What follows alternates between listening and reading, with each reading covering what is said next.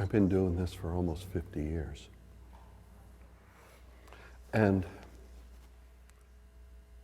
mostly what I see people do in their lives, having had, I don't know how many thousands of people pass through my meditation room, mostly what I see people doing is living from the tensions that they are wrapped in when they are born.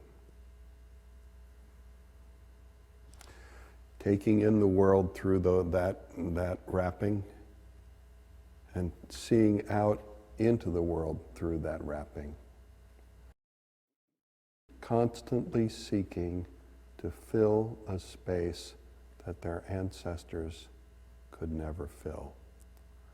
And they couldn't fill it, our parents and their parents, etc., couldn't fill it, not because they were bad people, but just because. They didn't have the chance. We have the chance.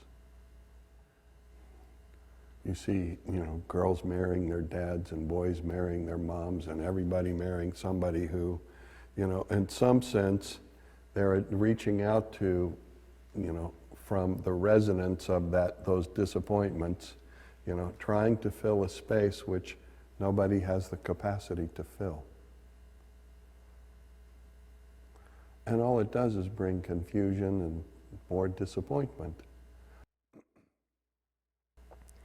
With this practice, we have the opportunity, if you actually do it, to dissolve those tensions and to begin to live from an authentic, a true place within yourself, not a contrived place, but a true place within yourself, with genuine joy in your own heart and genuine loving kindness for the people you share your life with. Awakening your own creative depth, making contact with your own creative depth, aligning yourself from that creative depth to the reality of your material life, and flowing within yourself in that life and with the people you share it with, till it's totally and completely transformed. Our work is to open our hearts, to dissolve the tensions, open our hearts, and then not get tangled up at any moment in time with any tension, but rather to stay in the space of contact, alignment, and flow, dissolving tension and transforming everything into an unimaginable possibility. It's work, it's genuine work, but the truth is, if you give a shit about your life, you'll do the work. If you don't give a shit about your life, well, God bless you. But if you don't love your life, who is going to? Who's going to love it if you don't love it? Nobody, right? The most loving thing you can possibly do for yourself and all the people whom you share your life with is open your heart every day and find the love in you, and then bring it forward and share it as best you can. Activating your energetic mechanism, awakening your deepest creative energy that is called Kundalini, keeping that energy on all of its dimensions in flow, reveals something completely astonishing that was hidden in your heart all the time. But we don't really believe it, and so we don't really work at it, and when we don't really work at it, then all those tensions just get tighter and tighter. Doing this kind of work, inevitably, some difficulty comes onto my body. Like now, I'm choking and wheezing. But, It inevitably happens. It's okay. It's what happens when you take on a whole bunch of other people's stuff.